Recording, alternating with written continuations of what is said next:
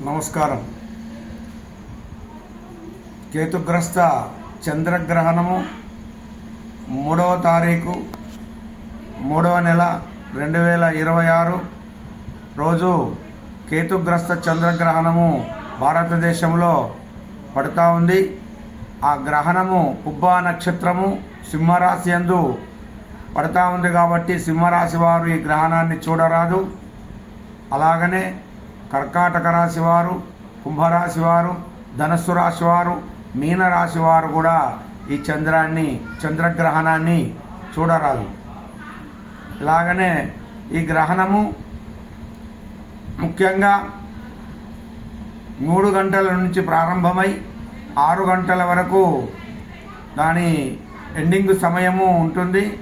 మధ్యలో 42 నిమిషములు మాత్రమే గ్రహణము కనిపిస్తూ ఉంటుంది. ఈ గ్రహణానికి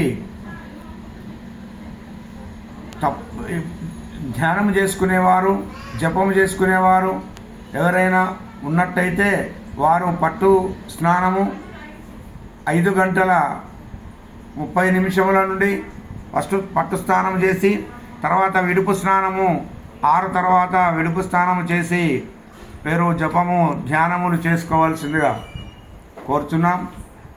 అలాగనే సింహరాశి వారు ముఖ్యంగా దానాదులు చేసుకోవాలి. ఈ గ్రహణ ప్రభావం వారి మీద పడకుండా మరి పూర్ణచంద్రుని ప్రతిమను వెండితో చేయించి, అలాగనే కేతుగ్రస్త చంద్రగ్రహణం కాబట్టి చంద్రునికి సంబంధించిన పూర్ణ ప్రతిమ, అలాగే కేతుగ్రహ సంబంధించిన నాగ ప్రతిమను, దాంతోపాటు నెయ్యిని, అలాగే బియ్యము, తెల్లటి వస్త్రములను దానము చేయాల్సి ఉంటుంది.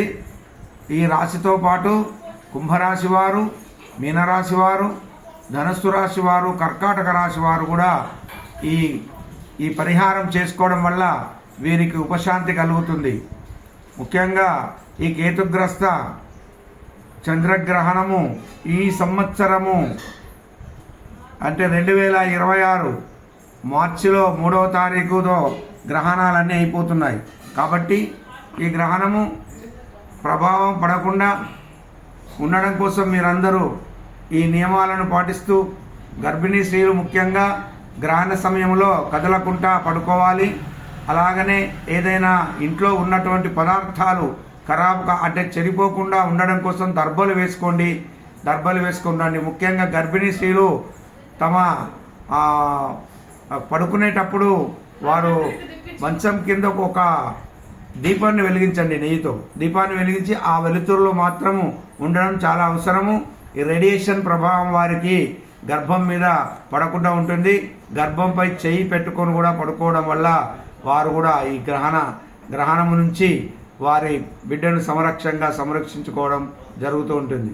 కాబట్టి కేతుగ్రహ సంపూర్ణ చంద్రగ్రహం ప్రభావం నుండి మీరందరూ కూడా చక్కగా మరి ప్రభావం పడకుండా ఈ పరిహారాలను, నేను చెప్పిన పరిహారాలు చేసుకొని మీరందరూ సుఖశాంతితో ఆయురారోగ్యాలతో వర్ధిల్లాలని కోరుకుంటున్నాను. జై శ్రీమన్నారాయణ.